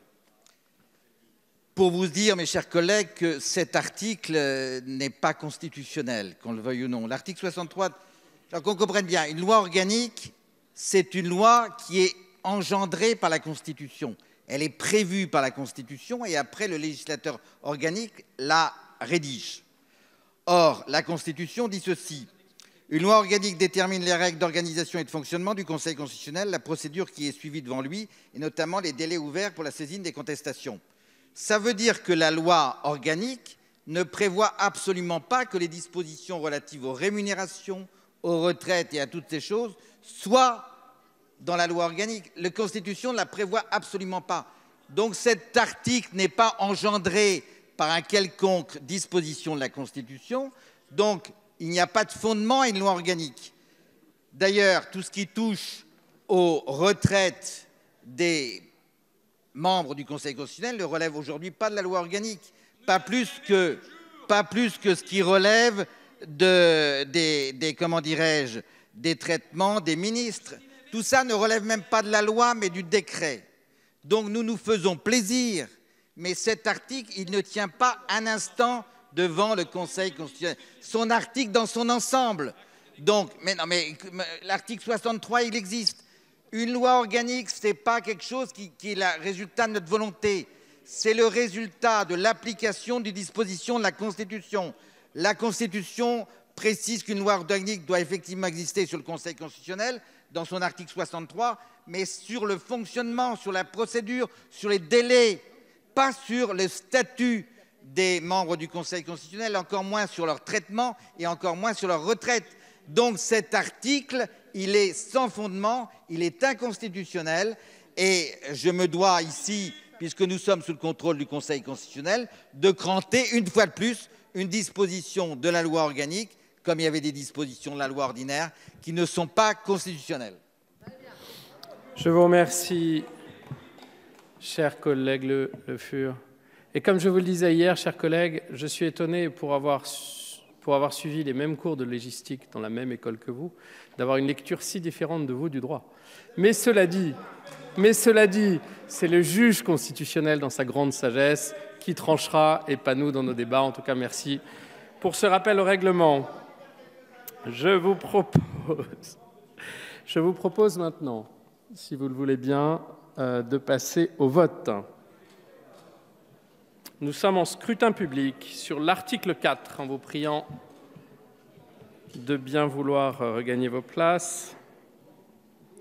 Le scrutin sur l'article 4, le scrutin est ouvert.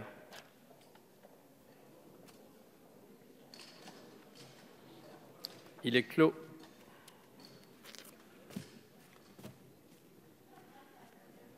« 73 votants, 68 exprimés, majorité à 35, pour 65, contre 3. Il est donc adopté. Vous avez la suite ? Bon, après 4, pratiquement rien n'est défendu. Bien. Je vous propose de passer rapidement sur les articles additionnels après l'article 4. Donc le 10, 41 et les 16 identiques ne sont pas défendus. Le 826 et 17 identiques ne sont pas défendus. Donc les sous-amendements tombent. Le 11, 22 et 16 identiques ne sont pas défendus. Donc le sous-amendement tombe. Le 11, 55, 16 identiques, pas défendus. De même que le 11, 71 et 16 identiques. De même que le 11, 87 et les 16 identiques. De même que le 12-03 et les 16 identiques, le 12-19 et 16 identiques, le 12-35, le 12-51 et tous les identiques, le 12-67, le 12-83, je vérifie quand même, hein, le 12-99 pas défendu, le 13-33 ne me semble pas défendu non plus, le 13-57 et les 16 identiques, le 13-70 et les 16 identiques non défendus, 13-96 et les 16 identiques, le 13-95 et les 16 identiques, le 14-14 et les 16 identiques, le 14-15 et les 16 identiques, tout cela n'est pas défendu, de même que le 14-39 et les 16 identiques, le 14-62, le 14-63 et tous les identiques, le 14-87 n'est pas défendu, le 14-88 et les 16 identiques ne sont pas défendus, de même que le 15-17, de même que le 15-22. Nous passons donc à l'article 5, si vous le voulez bien. Nous commençons par des amendements de suppression. Il me semble que le 878 n'est pas défendu, de même que le 1057. Et nous passons directement au numéro 69. Monsieur le Président Vigier, est-ce que c'est vous qui défendez l'amendement numéro 69 de Charles de Courson? Oui, nous attendons l'écran. Écran, s'il vous plaît. L'écran ne pédale pas assez vite. Mais, même si ce n'est pas sur l'écran, nous en sommes donc. Vous pouvez suivre sur vos écrans, sur le numéro 69, qui est défendu. Avis défavorable. Monsieur le ministre. Monsieur le ministre, quel est votre avis sur l'amendement 69? Défavorable. Pas de prise de parole. Donc nous passons directement au vote. Double avis défavorable qui est pour, qui est contre. Il est donc rejeté. Nous passons au vote sur l'article 5, à main levée. Oui, Madame la rapporteure, non? Donc nous passons au vote sur l'article 5 à main levée. Sur l'article 5 qui est pour, qui est contre. Il est donc adopté. Nous passons à l'amendement numéro... Ah, nous avons un rappel au règlement. Président Le Fur. Oui, je reviens sur l'absence de vote solennel, Monsieur le Président, pardonnez-moi. Mais c'est une palinodie ce qui se passe ici cet après-midi. Le propre de la démocratie, c'est de permettre à chaque électeur de savoir ce que son député vote. Et vous êtes en train de nous organiser un masque. Vous êtes en train de nous organiser un système pour éviter que les députés de la majorité n'aient à rendre compte de leur vote sur la loi organique et donc de fait sur l'ensemble du réforme de retraite, puisqu'il n'y aura pas de vote solennel. C'est ça la réalité qui vous est organisée. On pourrait parfaitement organiser un vote solennel au retour de la période d'interruption de nos travaux, c'est-à-dire au mardi 24. On pourrait parfaitement le faire. Vous le savez, et d'autres le savent ici, Monsieur le Président. Donc je me permets d'insister sur le fait que tout ça est pour éviter que vous soyez comptable de vos votes, de vos gestes devant vos électeurs. Alors, effectivement, je crois que ça fait 3 fois que vous nous faites le même rappel au règlement sur le même sujet. Donc je pense que tout le monde a bien compris la teneur de votre rappel au règlement et les mêmes questions amenant aux mêmes réponses. Je me suis permis déjà de la formuler. Madame la Présidente. Oui, en réponse au fait que des députés ne s'affranchiraient de dire ce pourquoi ils ont voté, je voudrais juste vous rappeler le nombre de scrutins publics que nous avons eus. À chaque étape, notre vote est donc bien consigné. Pour l'instant, on n'a pas d'explication de vote. D'accord. Et après, on passera au vote. Je te le mets comme ça, s'il y a des explications de vote. Je vous remercie. Nous continuons donc nos travaux. Nous sommes à l'article additionnel après l'article 5. Avec l'amendement numéro 8, qui le défend? Qui défend l'amendement 8? Nous avons une demande de scrutin public sur l'ensemble. L'amendement 8, s'il vous plaît, il y a plein de personnes dans la salle, mais vous ne souhaitez pas le défendre. Monsieur Vigier, je vous vois. Ah non, qui est-ce? Non, Monsieur Benoît. C'est l'amendement 8. Défendu, je vous remercie. Madame la rapporteure. Merci, Monsieur le Président, et merci, Monsieur Benoît, parce que vous allez me donner l'occasion de reparler de cet amendement dont nous avions parlé en commission et qui, à ce moment-là, a été repoussé par la commission. Mais je vous propose, à titre personnel, de reconsidérer peut-être cet avis, parce que depuis, dans la rédaction proposée par le gouvernement du nouveau texte, finalement, cet amendement proposé par le groupe Agir, UDI et Indépendants trouverait complètement sa place dans cette loi organique, puisqu'il propose d'ajouter à la liste des nominations concernées par la procédure de l'article 13 de la Constitution celle du directeur général de la CNRU. Donc, l'avis de la commission était défavorable, mais à titre personnel, je vous encourage à voter pour cet amendement. Monsieur le ministre, quel est votre avis? Bien, merci Monsieur le Président. Mesdames, Messieurs les députés, Monsieur le député Thierry Benoît, cet amendement de votre collègue Agnès Firmin-Lebaudot sur la nomination du directeur général de la Caisse nationale de retraite universelle après avis du Parlement. Je comprends sur le fond l'importance qui s'attache au choix du directeur de cette Caisse nationale qui participe effectivement à la vie économique de la nation. Je suis donc favorable à l'inscription de cet emploi dans la liste des emplois pour lesquels une audition devant le Parlement est requise avant toute nomination. J'ai d'ailleurs moi-même participé comme député à un certain nombre de ces auditions. J'ai pu me rendre compte de l'intérêt que cela pouvait avoir et de son importance sur le fond, d'ailleurs dans une forme de formalisme qui est utile dans notre République. Si je reprends le texte du projet de loi ordinaire que nous avons adopté le 3 mars, il prévoit déjà dans un nouvel article qui est le 49 bis, ce que disait tout à l'heure Madame la rapporteure, la commission compétente pour examiner cette nomination, reprenant ainsi un amendement parlementaire, je crois d'ailleurs de votre groupe, UDI Agir Indépendant. Donc, du coup, Monsieur le Président, bien évidemment en cohérence avec la position du gouvernement dans le projet ordinaire, je donnerai ici un avis favorable.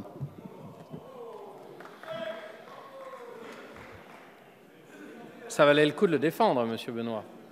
Oui, Monsieur Huyghe, vous avez la parole.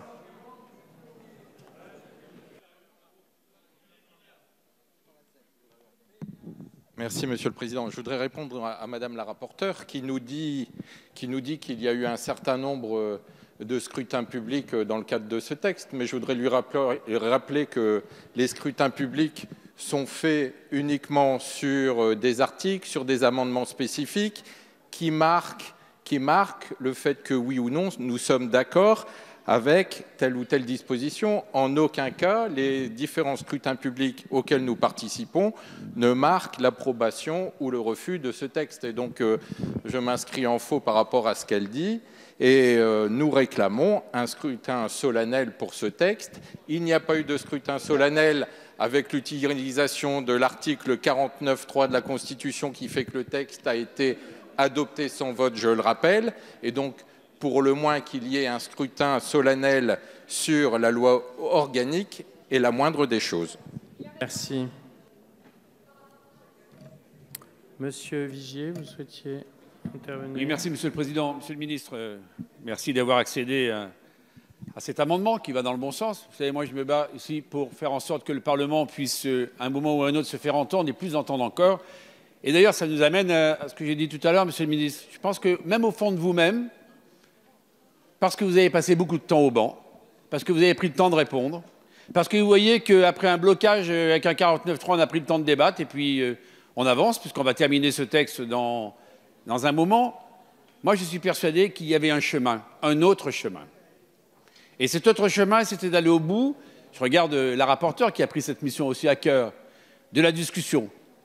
Et le fait, quelque part, je répète ce que je vous dis, Monsieur le Ministre, et on verra demain comment la presse relate tout cela.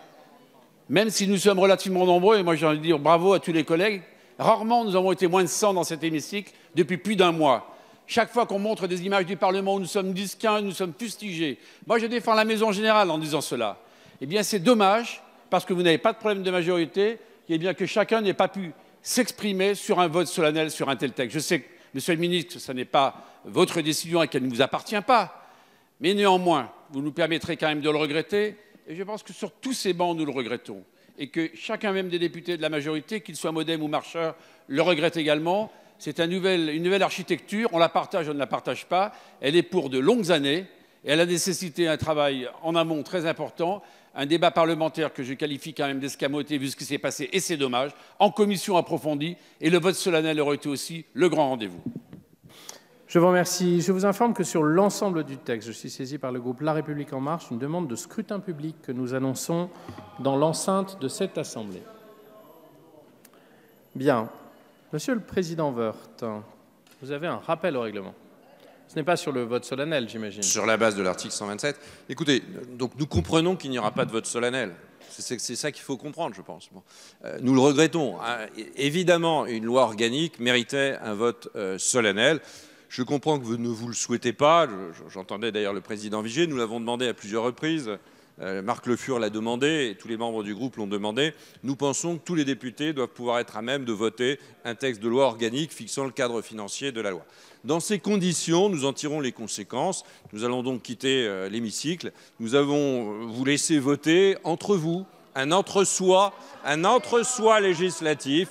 Et nous le regrettons profondément. Vous auriez pu terminer correctement l'examen de ce texte, faire un scrutin qui consiste un scrutin solennel. C'est assez courant, il faut l'admettre, c'est assez courant de faire un scrutin solennel. Vous n'avez pas voulu laisser aller jusqu'au bout la commission, vous n'avez pas laissé aller jusqu'au bout le débat en séance publique sur le texte, sur le premier texte. Vous décidez aujourd'hui de voter en catimini, c'est votre choix. Vous voterez donc ce texte entre vous, la majorité seule votera ce texte. Vous souhaitiez intervenir, Monsieur le Ministre, vous souhaitiez intervenir. S'il vous plaît, chers collègues. Merci, Monsieur le Président. On écoute le ministre, s'il vous plaît. Mesdames et Messieurs les députés, juste dire un mot. On va vous repréciser les faits, parce que c'est important de préciser les faits.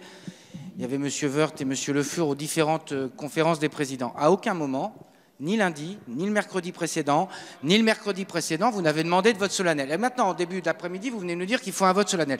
Vous dites en catimini, nous sommes jeudi, il est 16h40. Il y a beaucoup de monde sur les bancs, d'ailleurs M. Vigier lui-même l'a dit, il n'y a pas de catimini. Ne venez pas reprocher à la majorité, qui dans son ensemble a été très présente, de ne pas assumer ses votes.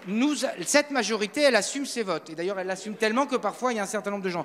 Donc je trouve un peu dommage que vous vous livriez au même exercice que celui qui a été livré tout à l'heure. C'est extrêmement dommage. C'est extrêmement dommage. Mais monsieur, assumez le fait que vous n'ayez pas demandé de ce vote solennel. Vous ne l'avez pas demandé, assumez-le. Merci.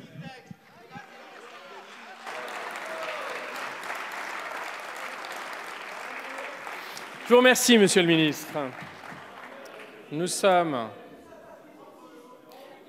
Je vous rappelle... S'il vous plaît, chers collègues. Je vous rappelle que nous sommes toujours au vote sur l'amendement. Monsieur le Président Lescure. Sur les mêmes fondements, je suis sidéré, Monsieur le Président. Sidéré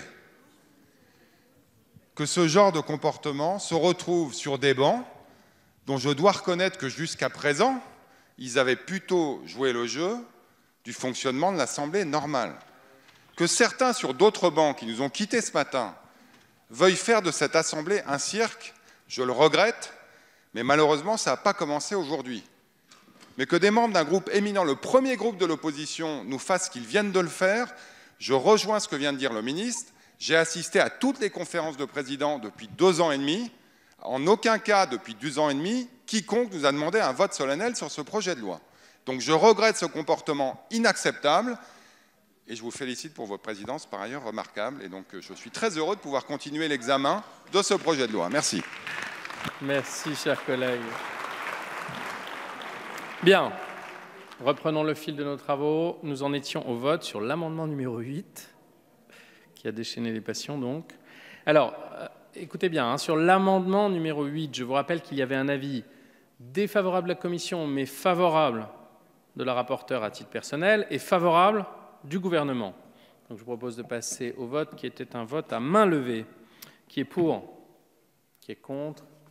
Je pense que sans l'ombre d'un doute, il est adopté. Nous pouvons passer à des amendements qui, je crois, sont peu défendus. Le 87 et 17 identiques ne sont pas défendus. Le 104 et 17 identiques non plus. Le 70 et 17 identiques non plus. De même que le 123.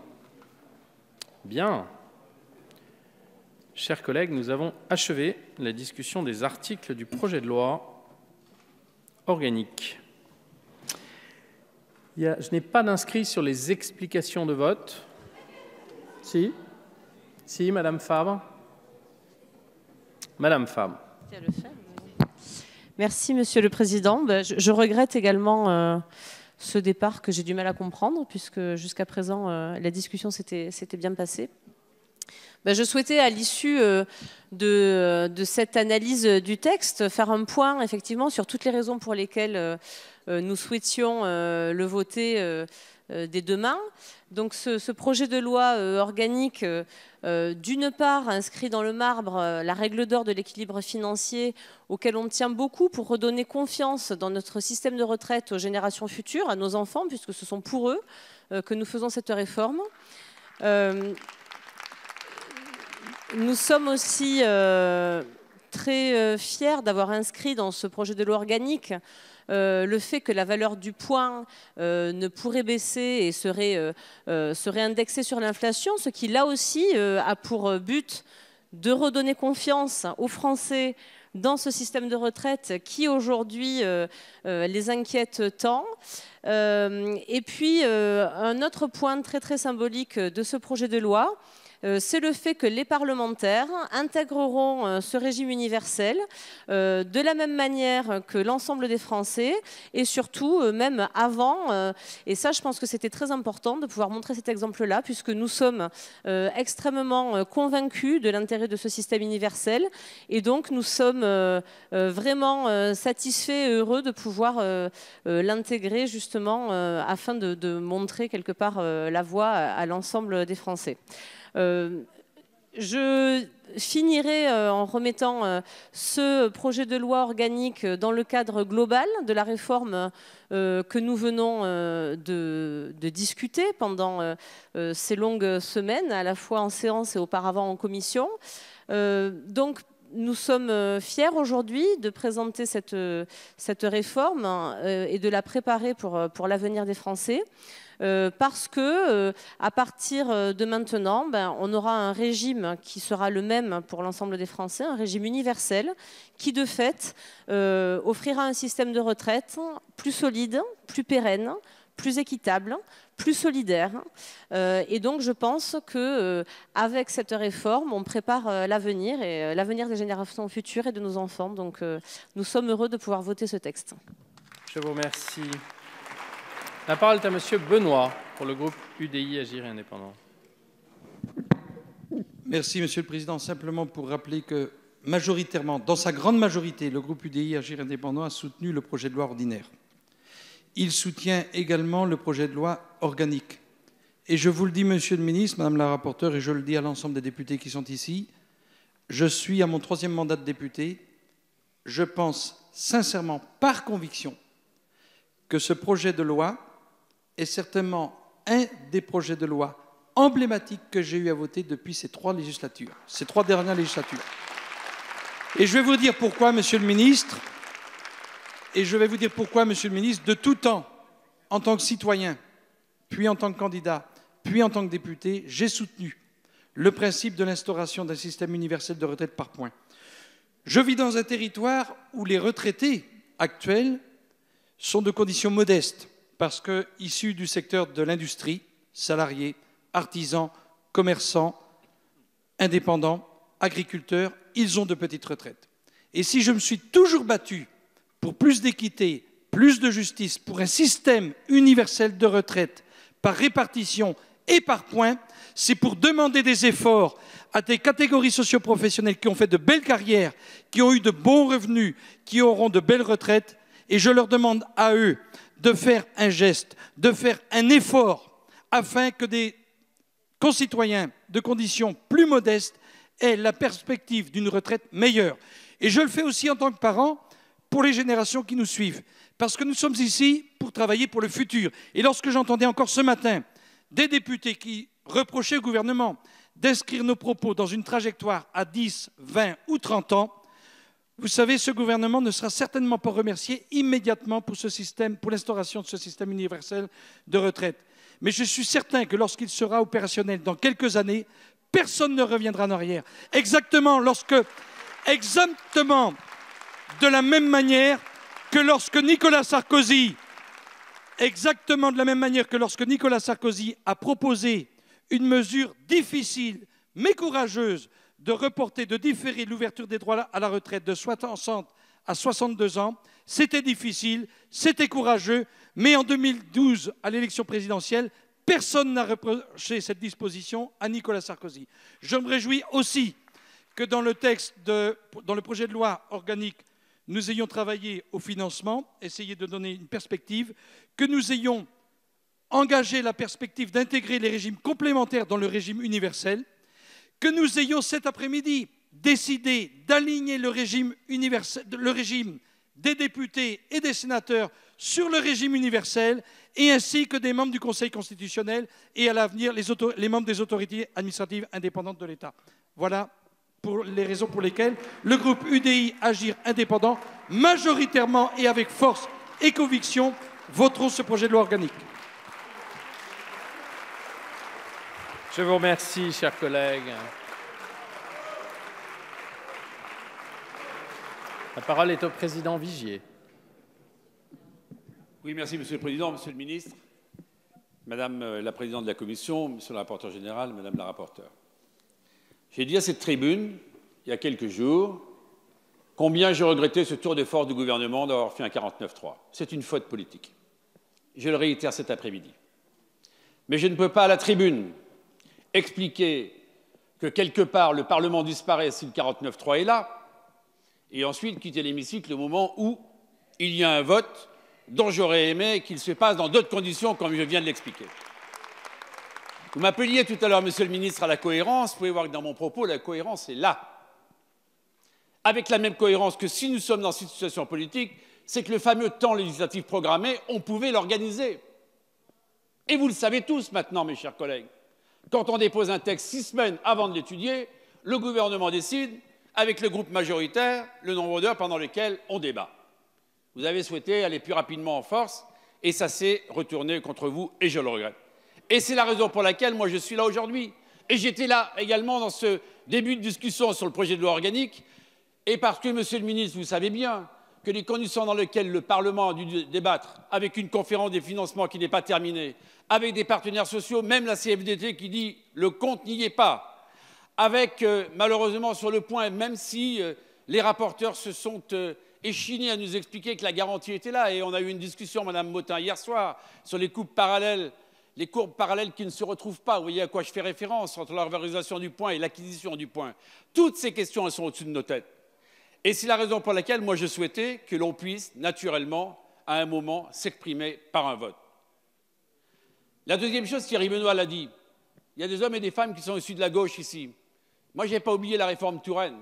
Mais vous savez, nos concitoyens, et c'est un des principaux obstacles de votre réforme, Monsieur le Ministre, c'est que les carrières ascendantes sont plus favorisées que les carrières létales, et je vous l'ai démontré par l'étude d'impact de la page 206 et la page 212, que j'ai parfaitement mémorisée.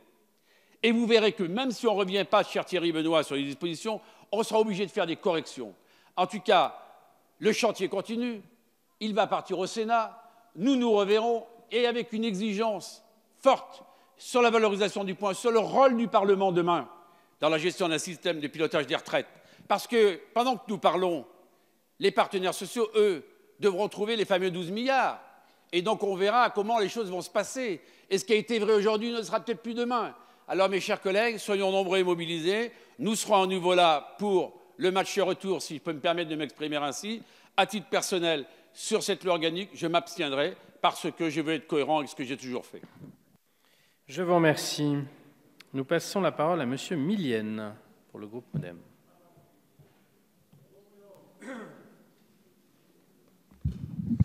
Merci, Monsieur le Président. Monsieur le Ministre, Madame la Présidente de la Commission, Madame la Rapporteure, Monsieur le Rapporteur, mes chers collègues, je voudrais vous dire que le groupe MoDem va être très fier de voter ce projet de loi organique et que le groupe MoDem est très fier de soutenir cette réforme des retraites universelle et par points, parce que c'est quelque chose qui est dans notre ADN, nous, au groupe Modem, depuis longtemps. Ça fait longtemps, comme Thierry Benoît, d'ailleurs, l'a rappelé tout à l'heure, que nous sommes convaincus que le régime de retraite universel et par points est celui qui est le plus équitable, mes chers collègues.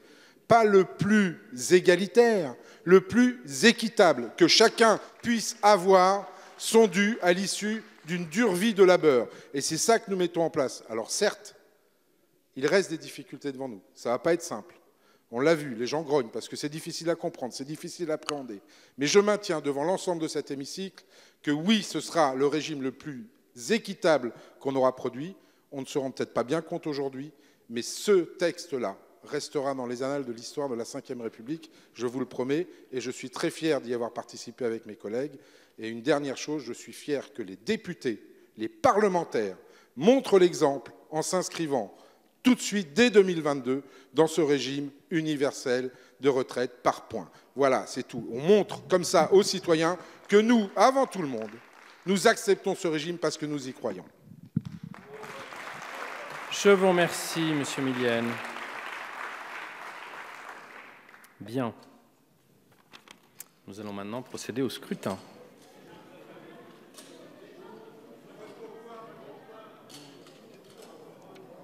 Non, je suis désolé, il y a un règlement que j'applique et il n'y a pas d'explication de vote pour les non-inscrits. J'en suis désolé, Madame Ménard, mais c'est la réalité de notre règlement. Bien, j'avais de plus lancé le scrutin, donc il n'y a aucun doute. Mais je suis désolé, je le répète, il y a un règlement, il est clair, je ne vais pas y déroger. Je suis désolé d'être dans ce mauvais rôle, mais il n'y a pas d'explication de vote pour les non-inscrits.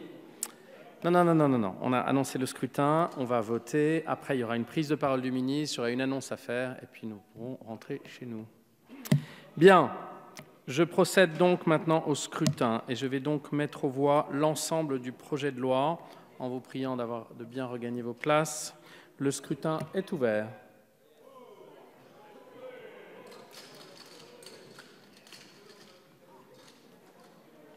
Le scrutin est clos. 100 votants, 99 exprimés, majorité à 50, pour 98, contre 1. Le projet est donc maintenant adopté. Monsieur le ministre, vous avez la parole. Écoutons Monsieur le ministre, s'il vous plaît. Merci, Monsieur le Président. D'abord, remercier l'ensemble des parlementaires, quel que soit leur groupe d'origine, pour la qualité des débats. Je n'oublie pas qu'ils ont démarré il y a presque un mois en commission spéciale.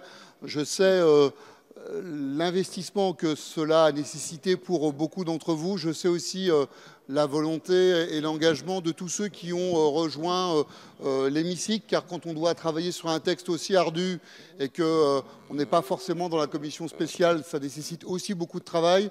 Donc je voudrais remercier tous ceux qui étaient dans la commission spéciale et aussi tous ceux qui ont été dans l'hémicycle et qui ont travaillé sur ce dossier. J'ai bien sûr, Monsieur le Président, pardon pour ce remerciement qui peut être un peu long, mais une pensée particulière pour le rapporteur Nicolas Turquois qui a été impeccable, qui a répondu sur tous les sujets. Et je sais que ses collègues rapporteurs lui en veulent un peu parce qu'ils auraient voulu avoir un peu plus d'échanges, mais j'ai aussi une pensée pour tous les rapporteurs et les rapporteurs généraux qui ont préparé ce texte, ainsi que notre rapporteur du projet de loi organique, qui ont travaillé avec les administrateurs. Et c'est vrai que c'est un texte sans aucun doute fondateur de notre contrat social pour le XXIe siècle. Et vous avez raison, monsieur le député, de le dire comme cela. Je crois que vous avez, mesdames, messieurs les députés, fait preuve d'une volonté réelle de parvenir à un texte qui soit un texte large, un texte ouvert, un texte qui réécrive le projet social, le pacte social que nous voulons passer avec la nation. Je vous remercie des apports, des échanges. Vous m'avez fait aussi bouger sur un certain nombre de parties de ce texte, et c'est cela l'intérêt à la fois des débats, mais aussi des séquences de travail que nous avons eues ensemble. J'aurai plaisir à vous retrouver pour la deuxième lecture, et je vous remercie de votre accompagnement. Je vous remercie, Monsieur le ministre. Force est de constater que la prochaine séance ne sera ni cette nuit, ni vendredi, ni samedi, ni dimanche, mais bien le lundi 23 mars à 18 h pour un débat sur la dissuasion nucléaire. Je vous remercie, chers collègues. La séance est levée.